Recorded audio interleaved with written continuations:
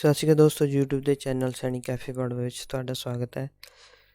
ਅੱਜ ਦੀ ਇਸ ਵੀਡੀਓ ਵਿੱਚ ਤੁਹਾਨੂੰ ਜਵਾਹਰ ਨਵੋਦਿਆ ਵਿਦਿਆਲਿਆ ਸਮ੍ਰਿਤੀ ਵੱਲੋਂ ਨਿਕਲੀਆਂ ਵੱਖ-ਵੱਖ ਪੋਸਟਾਂ ਦੇ ਬਾਰੇ ਵਿੱਚ ਜਾਣਕਾਰੀ ਦੇਵਾਂਗਾ, ਜਿਸ ਵਿੱਚ ਵੱਖ-ਵੱਖ ਪੋਸਟਾਂ ਨਿਕਲੀਆਂ ਹੋਈਆਂ ਹਨ।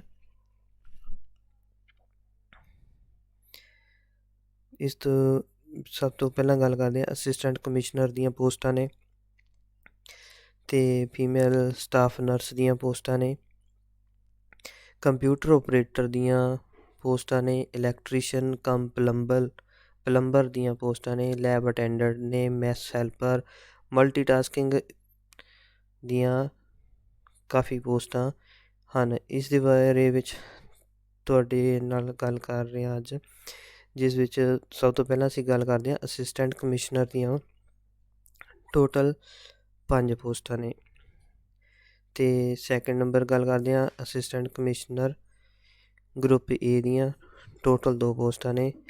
ਫੀਮੇਲ ਸਟਾਫ ਨਰਸ ਦੇ ਵਿੱਚ ਜਨਰਲ ਕੈਟਾਗਰੀ ਦੇ ਵਿੱਚ 35, ਇਕੋਨਮਿਕ ਵੀਕਰ ਸੈਕਸ਼ਨ ਵਿੱਚ 7, OBC ਵਿੱਚ 22, SC ਕੈਟਾਗਰੀ ਵਿੱਚ 12, ST ਵਿੱਚ 6 ਪੋਸਟਾਂ ਨੇ ਅਤੇ ਟੋਟਲ 82 ਪੋਸਟਾਂ ਬਣਦੀਆਂ ਹਨ ਫੀਮੇਲ ਸਟਾਫ ਨਰਸ ਦੀਆਂ ਗਰੁੱਪ ਬੀ ਦੇ ਵਿੱਚ। ਇਸ ਤੋਂ ਬਿਨਾਂ ਅਸਿਸਟੈਂਟ ਸੈਕਸ਼ਨ ਆਫਿਸਰ ਦੀਆਂ ਪੋਸਟਾਂ ਨੇ, ਆਡਿਟ ਅਸਿਸਟੈਂਟ ਦੀਆਂ, ਜੂਨੀਅਰ ਟਰਾਂਸਲੇਸ਼ਨ ਆਫਿਸਰ ਦੀਆਂ ਟੋਟਲ 4 ਪੋਸਟਾਂ ਨੇ, ਜੂਨੀਅਰ ਇੰਜੀਨੀਅਰ ਸਿਵਲ ਦੇ ਵਿੱਚ ਇਸ ਵਿੱਚ 21 ਪੋਸਟ ਆ, ਉਹ ਜਨਰਲ ਦੀ ਹੈ। ਸਟੈਨੋਗ੍ਰਾਫਰ ਦੇ ਵਿੱਚ 22 ਪੋਸਟਾਂ ਨੇ, ਕੰਪਿਊਟਰ ਓਪਰੇਟਰ ਜਨਰਲ ਵਿੱਚ 2 ਪੋਸਟਾਂ ਨੇ, ਇਕੋਨਮਿਕ ਵੀਕਰ ਸੈਕਸ਼ਨ ਵਿੱਚ 1, OBC ਵਿੱਚ 1 ਅਤੇ ਟੋਟਲ 4 ਪੋਸਟਾਂ ਨੇ। ਕੈਟਰਿੰਗ ਅਸਿਸਟੈਂਟ ਵਿੱਚ 37 ਜਨਰਲ ਦੇ ਵਿੱਚ, ਇਕੋਨਮਿਕ ਵੀਕਰ ਸੈਕਸ਼ਨ ਵਿੱਚ 8, OBC ਵਿੱਚ 23, SC ਕੈਟਾਗਰੀ ਵਿੱਚ 13 ਅਤੇ ST ਵਿੱਚ 6, ਟੋਟਲ 87 ਪੋਸਟਾਂ ਨੇ। ਇਸ ਤੋਂ ਬਿਨਾਂ ਜੂਨੀਅਰ ਸੈਕਟਰੀਏਟ ਅਸਿਸਟੈਂਟ ਗਰੁੱਪ ਸੀ ਤੇ ਵਿੱਚ ਟੋਟਲ 8 ਪੋਸਟਾਂ ਨੇ ਅਤੇ ਜੂਨੀਅਰ ਸੈਕਟਰੀਏਟ ਅਸਿਸਟੈਂਟ ਗਰੁੱਪ ਸੀ ਦੇ ਵਿੱਚ 622 ਪੋਸਟਾਂ ਨੇ। ਅਤੇ ਇਸ ਤੋਂ ਬਿਨਾਂ ਇਲੈਕਟ੍ਰੀਸ਼ੀਅਨ ਕਮ ਪਲੰਬਰ ਗਰੁੱਪ ਸੀ ਦੀ ਗੱਲ ਕਰਦੇ ਹਾਂ, ਜਨਰਲ ਕੈਟਾਗਰੀ ਦੇ ਵਿੱਚ 113, ਇਕੋਨਮਿਕ ਵੀਕਰ ਸੈਕਸ਼ਨ ਵਿੱਚ 27, OBC ਵਿੱਚ 73, SC ਵਿੱਚ 40, ST ਵਿੱਚ 20, ਟੋਟਲ 273 ਪੋਸਟਾਂ ਨੇ। ਇਸ ਤੋਂ ਬਿਨਾਂ ਅਦਰ ਕੈਟਾਗਰੀ ਜੋ ਫਿਜ਼ੀਕਲੀ ਹੈਂਡੀਕੈਪਟ ਹੈ ਉਸ ਵਿੱਚ ਵੀ ਪੋਸਟਾਂ ਰਾਖਵੀਆਂ ਹਨ। ਲੈਬ ਅਟੈਂਡੈਂਟ ਗਰੁੱਪ ਸੀ ਦੇ ਵਿੱਚ 59 ਜਨਰਲ ਦੇ ਵਿੱਚ ਹੈ, ਇਕੋਨਮਿਕ ਵੀਕਰ ਸੈਕਸ਼ਨ 'ਚ 14, OBC ਵਿੱਚ 38, SC ਕੈਟਾਗਰੀ ਦੇ ਵਿੱਚ 21, ST ਵਿੱਚ 10 ਅਤੇ ਟੋਟਲ 142 ਪੋਸਟਾਂ ਲੈਬ ਅਟੈਂਡੈਂਟ ਦੀਆਂ ਹਨ। ਮੈਸ ਹੈਲਪਰ 257 ਪੋਸਟਾਂ ਮੈਸ ਹੈਲਪਰ ਦੇ ਵਿੱਚ ਜਨਰਲ ਦੇ ਵਿੱਚ, ਇਕੋਨਮਿਕ ਵੀਕਰ ਸੈਕਸ਼ਨ 'ਚ 62, OBC ਵਿੱਚ 169, SC ਵਿੱਚ 94, ST ਵਿੱਚ 47 ਅਤੇ 229 ਪੋਸਟਾਂ ਟੋਟਲ ਮੈਸ ਹੈਲਪਰ ਵਿੱਚ ਹਨ। ਮਲਟੀਟਾਸਕਿੰਗ ਸਟਾਫ ਦੇ ਵਿੱਚ ਜਨਰਲ ਦੇ ਵਿੱਚ 14, ਇਕੋਨਮਿਕ ਵੀਕਰ ਸੈਕਸ਼ਨ ਵਿੱਚ 2, OBC ਵਿੱਚ 5, SC ਅਤੇ ST ਵਿੱਚ 1, ਟੋਟਲ 23 ਪੋਸਟਾਂ ਹਨ। ਮਲਟੀਟਾਸਕਿੰਗ ਸਟਾਫ ਦੇ ਵਿੱਚ 14 ਜਨਰਲ ਵਿੱਚ, EWS ਵਿੱਚ 2, BC 'ਚ SC ਅਤੇ ST ਕੈਟਾਗਰੀ ਵਿੱਚ 1 ਅਤੇ ਟੋਟਲ ਮਲਟੀਟਾਸਕਿੰਗ ਸਟਾਫ ਵਿੱਚ 23 ਪੋਸਟਾਂ ਹਨ। ਇਹਨਾਂ ਪੋਸਟਾਂ ਦੀ ਪੇ ਸਕੇਲ ਅਤੇ ਐਲੀਜੀਬਿਲਟੀ ਕ੍ਰਾਈਟੀਰੀਆ ਦੇ ਬਾਰੇ ਵਿੱਚ ਗੱਲ ਕਰਦੇ ਹਾਂ। ਅਸਿਸਟੈਂਟ ਕਮਿਸ਼ਨਰ ਦੇ ਵਿੱਚ ਪੇ ਸਕੇਲ 78,800 ਤੋਂ ਸ਼ੁਰੂ ਹੋ ਕੇ 2,09,200 ਤੱਕ ਹੈ ਅਤੇ ਉੱਪਰ ਏਜ ਲਿਮਿਟ 45 ਸਾਲ ਹੈ। ਇਸ ਵਿੱਚ master degree humanities science commerce ਦੇ ਵਿੱਚ ਕਿਸੇ ਰਿਕੋਗਨਾਈਜ਼ਡ ਯੂਨੀਵਰਸਿਟੀ ਤੋਂ ਪਾਸ ਹੋਣੀ ਜ਼ਰੂਰੀ ਹੈ। ਅਤੇ ਇਸ ਤੋਂ ਬਿਨਾਂ 5 ਸਾਲ ਦਾ ਐਕਸਪੀਰੀਅੰਸ ਇਸ ਵਿੱਚ ਜ਼ਰੂਰੀ ਹੈ। ਇਸ ਵਿੱਚ ਫੀਮੇਲ ਸਟਾਫ ਨਰਸ ਦੀ ਗੱਲ ਕਰਦੇ ਹਾਂ ਅਤੇ ਇਸ ਵਿੱਚ ਐਜੂਕੇਸ਼ਨ ਸੀਨੀਅਰ ਸੈਕੰਡਰੀ ਪਾਸ ਹੋਣੀ ਚਾਹੀਦੀ ਹੈ ਅਤੇ ਡਿਪਲੋਮਾ ਜਾਂ ਸਰਟੀਫਿਕੇਟ ਨਰਸਿੰਗ ਇੰਸਟੀਚਿਊਟ ਤੋਂ ਹੋਣਾ ਚਾਹੀਦਾ ਹੈ। ਜਦ ਇਸ ਤੋਂ ਬਿਨਾਂ BSc ਨਰਸਿੰਗ ਹੋਵੇ ਅਤੇ ਸਟੇਟ ਕੌਂਸਲ ਦੇ ਵਿੱਚ ਉਹਨਾਂ ਦੀ ਰਜਿਸਟ੍ਰੇਸ਼ਨ ਜ਼ਰੂਰੀ ਹੈ। ਇਸ ਤੋਂ ਬਿਨਾਂ ਐਕਸਪੀਰੀਅੰਸ 2 ਸਾਲ ਦਾ ਕਿਸੇ ਹੋਸਪਿਟਲ ਜਾਂ ਕਲੀਨਿਕ ਦਾ ਵਰਕਿੰਗ ਐਕਸਪੀਰੀਅੰਸ ਹੋਣਾ ਜ਼ਰੂਰੀ ਹੈ ਅਤੇ ਉੱਪਰ ਏਜ ਲਿਮਟ ਇਸ ਵਿੱਚ 35 ਸਾਲ ਹੈ। ਅਤੇ ਇਸ ਤੋਂ ਬਿਨਾਂ ਉਸਨੂੰ ਆਪਣੀ ਲੋਕਲ ਲੈਂਗੁਏਜ ਦੇ ਬਾਰੇ ਵਿੱਚ ਪੂਰੀ ਜਾਣਕਾਰੀ ਹੋਣੀ ਚਾਹੀਦੀ ਹੈ, ਪ੍ਰੋਫੈਂਸੀ ਹੋਣੀ ਚਾਹੀਦੀ ਹੈ। ਅਸਿਸਟੈਂਟ ਸੈਕਸ਼ਨ ਆਫਿਸਰ ਦੇ ਵਿੱਚ ਏਜ 18 ਤੋਂ 30 ਸਾਲ ਹੈ ਅਤੇ ਸਕੇਲ 35,400 ਤੋਂ 1,12,400 ਤੱਕ ਹੈ ਅਤੇ ਗ੍ਰੈਜੂਏਸ਼ਨ ਜ਼ਰੂਰੀ ਹੈ। ਕੰਪਿਊਟਰ ਆਪਰੇਸ਼ਨ ਦਾ ਨੌਲੇਜ ਹੋਣਾ ਜ਼ਰੂਰੀ ਹੈ ਅਤੇ 3 ਸਾਲ ਦਾ ਐਕਸਪੀਰੀਅੰਸ ਹੋਣਾ ਫਾਈਨਾਂਸ ਦੇ ਵਿੱਚ ਜ਼ਰੂਰੀ ਹੈ। ਨੈਕਸਟ ਆਡਿਟ ਅਸਿਸਟੈਂਟ, ਇਸ ਵਿੱਚ 35,400 ਤੋਂ 1,12,400 ਤੱਕ ਪੇ ਸਕੇਲ ਹੈ। 18 ਤੋਂ 30 ਸਾਲ ਏਜ ਅਤੇ BCom ਕਿਸੇ ਯੂਨੀਵਰਸਿਟੀ ਰਿਕੋਗਨਾਈਜ਼ਡ ਯੂਨੀਵਰਸਿਟੀ ਤੋਂ ਪਾਸ ਹੋਣੀ ਜ਼ਰੂਰੀ ਹੈ ਅਤੇ ਇਸ ਵਿੱਚ 3 ਸਾਲ ਦਾ ਐਕਸਪੀਰੀਅੰਸ ਬਹੁਤ ਜ਼ਰੂਰੀ ਹੈ। ਇਸ ਤੋਂ ਬਿਨਾਂ ਜੂਨੀਅਰ ਟਰਾਂਸਲੇਸ਼ਨ ਆਫਿਸਰ, ਇਸ ਵਿੱਚ 35,400 ਤੋਂ 1,12,400 ਤੱਕ ਪੇ ਸਕੇਲ ਹੈ ਅਤੇ ਏਜ 32 ਸਾਲ ਤੋਂ ਜ਼ਿਆਦਾ ਨਹੀਂ ਹੋਣੀ ਚਾਹੀਦੀ। ਮਾਸਟਰ ਡਿਗਰੀ ਹੋਣੀ ਚਾਹੀਦੀ ਹੈ। ਅਤੇ ਨੈਕਸਟ ਗੱਲ ਕਰਦੇ ਹਾਂ ਸਟੈਨੋਗ੍ਰਾਫਰ ਦੀ। ਪੇ ਸਕੇਲ 25,500 ਤੋਂ 81,100 ਤੱਕ ਹੈ।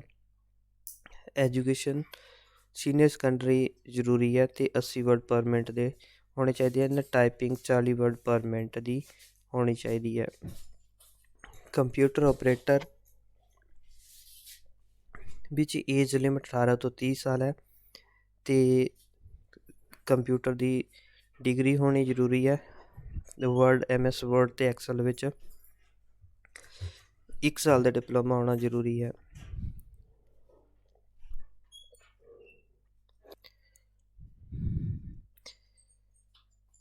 ਕੈਟਰਿੰਗ ਅਸਿਸਟੈਂਟ ਦੀ ਗੱਲ ਕਰਦੇ, ਇਸ ਵਿੱਚ ਪੇ ਸਕੇਲ 25,500 ਤੋਂ 81,100 ਤੱਕ ਹੈ ਅਤੇ ਉੱਪਰ ਏਜ ਲਿਮਟ 35 ਸਾਲ ਹੈ।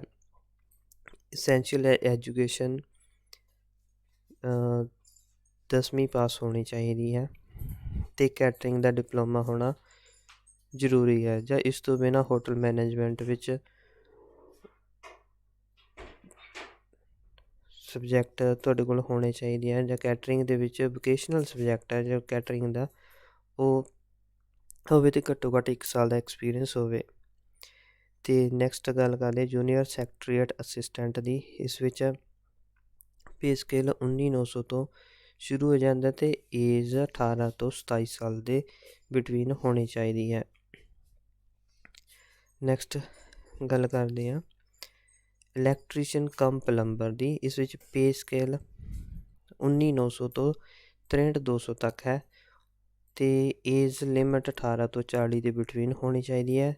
ਇਸ ਵਿੱਚ 10ਵੀਂ ਪਾਸ ਹੋਣੀ ਜ਼ਰੂਰੀ ਹੈ ਅਤੇ ਇਸ ਤੋਂ ਬਿਨਾਂ ਇਲੈਕਟ੍ਰੀਸ਼ੀਅਨ ਔਰ ਵਾਇਰਮੈਨ ਜਾਂ ਪਲੰਬਰ ਵਿੱਚ ITI ਤੁਹਾਡੀ ਹੋਣੀ ਚਾਹੀਦੀ ਹੈ ਅਤੇ ਘੱਟ ਤੋਂ ਘੱਟ 2 ਸਾਲ ਦਾ ਐਕਸਪੀਰੀਅੰਸ ਤੁਹਾਡੇ ਕੋਲ ਹੋਣਾ ਚਾਹੀਦਾ ਹੈ। ਨੈਕਸਟ ਲੈਬ ਅਟੈਂਡੈਂਟ ਦੀ ਗੱਲ ਕਰਦੇ ਹਾਂ। ਇਸ ਵਿੱਚ ਏਜ 18 ਤੋਂ 30 ਸਾਲ ਹੈ ਅਤੇ ਐਜੂਕੇਸ਼ਨ ਘੱਟ ਤੋਂ ਘੱਟ 10ਵੀਂ ਹੋਣੀ ਚਾਹੀਦੀ ਹੈ ਜਾਂ ਲੈਬੋਰਟਰੀ ਟੈਕਨੀਕ ਦੇ ਵਿੱਚ ਡਿਪਲੋਮਾ ਹੋਵੇ ਜਾਂ +2 ਸਾਇੰਸ ਸਬਜੈਕਟ ਦੇ ਵਿੱਚ ਹੋਵੇ। ਮੈਸ ਹੈਲਪਰ ਦੀ ਗੱਲ ਕਰਦੇ ਹਾਂ। ਇਸ ਵਿੱਚ ਪੇ ਸਕੇਲ 18,000 ਤੋਂ ਸ਼ੁਰੂ ਹੋ ਜਾਂਦਾ ਅਤੇ ਏਜ 18 ਤੋਂ 30 ਸਾਲ ਦੇ ਬਿਟਵੀਨ ਹੋਣੀ ਚਾਹੀਦੀ ਹੈ। ਮੈਟ੍ਰਿਕ ਪਾਸ ਹੋਣੀ ਚਾਹੀਦੀ ਹੈ ਅਤੇ ਇਸ ਤੋਂ ਬਿਨਾਂ ਐਕਸਪੀਰੀਅੰਸ ਹੈ ਉਹ ਬਹੁਤ ਜ਼ਰੂਰੀ ਹੈ, ਜਿਸ ਵਿੱਚ 10 ਸਾਲ ਦਾ ਵਰਕਿੰਗ ਐਕਸਪੀਰੀਅੰਸ ਹੋਣਾ ਚਾਹੀਦਾ ਹੈ। ਅਤੇ ਇਸ ਤੋਂ ਬਿਨਾਂ ਮਲਟੀਟਾਸਕਿੰਗ ਦੀ ਗੱਲ ਕਰਦੇ ਹਾਂ। ਮਲਟੀਟਾਸਕਿੰਗ ਦੇ ਵਿੱਚ 18,000 ਤੋਂ ਪੇ ਸਕੇਲ ਸ਼ੁਰੂ ਹੁੰਦਾ ਹੈ ਅਤੇ ਏਜ 18 ਤੋਂ 30 ਸਾਲ ਤੱਕ ਦੀ ਹੈ। ਅਤੇ ਏਜ ਰਿਲੈਕਸੇਸ਼ਨ ਦੀ ਗੱਲ ਕਰਦੇ ਹਾਂ, ਇਸ ਵਿੱਚ SC ST ਕੈਟੇਗਰੀ ਨੇ, ਉਸ ਵਿੱਚ ਉਹ 5 ਸਾਲ ਦੀ ਏਜ ਦੀ ਕੰਸੈਸ਼ਨ ਹੋਏਗਾ। ਅਤੇ OBC ਦੇ ਵਿੱਚ ਜੋ ਨੋਨ ਕ੍ਰੀਮੀਕਲ ਲੇਅਰ ਦੇ ਵਿੱਚ ਆਉਂਦੇ ਨੇ, ਉਸ ਵਿੱਚ 3 ਸਾਲ ਦਾ ਰਿਲੈਕਸੇਸ਼ਨ ਦਿੱਤਾ ਗਿਆ ਹੈ। ਅਤੇ ਇਸ ਤੋਂ ਬਿਨਾਂ ਵੱਖ-ਵੱਖ ਕੈਟਾਗਰੀਆਂ ਦੇ ਲਈ ਅਲੱਗ-ਅਲੱਗ ਏਜ ਕੰਸੈਸ਼ਨ ਹੈ। ਇਸ ਤੋਂ ਬਿਨਾਂ ਏਜ ਪੋਸਟਾਂ ਨੇ ਜੋ ਰਿਕਰੂਟਮੈਂਟ ਹੈ, ਇਹਨਾਂ ਦੀਆਂ ਪੋਸਟ ਘਟਾਈ ਜਾਂ ਵਧਾਈ ਜਾ ਸਕਦੀ ਹੈ। ਅਤੇ ਇਹਨਾਂ ਵਿੱਚ ਐਲੀਜੀਬਿਲਟੀ ਹੈ ਉਹ ਕੰਪਿਊਟਰ ਬੇਸਡ ਟੈਸਟ 'ਤੇ ਡਿਪੈਂਡ ਹੋਏਗੀ, ਉਸਦੀ ਕੱਟ ਆਫ ਬਣੇਗੀ ਅਤੇ ਉਸ ਦੇ ਨਾਲ ਹੀ ਕੱਟ ਆਫ ਦੇ ਵਿੱਚ ਜੋ ਕੈਂਡੀਡੇਟ ਆਉਣਗੇ ਉਹ ਸਿਲੈਕਟ ਹੋਣਗੇ। ਅਤੇ ਕੰਪਿਊਟਰ ਬੇਸਡ ਟੈਸਟ ਹੈ ਉਹ ਹਰੇਕ ਪੋਸਟ ਦੇ ਲਈ ਅਲੱਗ-ਅਲੱਗ ਹੋਵੇਗਾ, ਅਤੇ ਜਿਸ ਵਿੱਚ ਰੀਜ਼ਨਿੰਗ ਹੋਵੇਗੀ ਜਾਂ ਅਦਰ ਜੋ ਵੀ ਤੁਹਾਡੇ ਹੋਣਗੇ ਉਸ ਵਿੱਚ ਡਿਟੇਲ ਵਿੱਚ ਦਿੱਤਾ ਗਿਆ ਹੈ। ਅਤੇ ਹੁਣ ਕਿਹੜੇ ਸ਼ਹਿਰਾਂ ਵਿੱਚ ਇਹਨਾਂ ਦੀ ਰਿਕਰੂਟਮੈਂਟ ਹੋਣੀ ਹੈ, ਜਿਸ ਤਰ੍ਹਾਂ ਅੰਬਾਲਾ, ਹਿਸਾਰ, ਸੋਲਨ, ਜੰਮੂ, ਸ਼੍ਰੀਨਗਰ, ਇਹਨਾਂ ਦੇ ਵਿੱਚ ਇਹਨਾਂ ਨੂੰ ਸੀਟ ਮਿਲੇਗੀ, ਜੁਆਇਨਿੰਗ ਹੋਵੇਗੀ। ਅਤੇ ਇਹ ਤੁਹਾਡੇ ਕੰਪਿਊਟਰ ਟੈਸਟ ਹੈ ਜੋ ਉਸਦੀ ਡਿਟੇਲ ਹੈ। Reasoning, numerical ability, language competency test ਹੈ।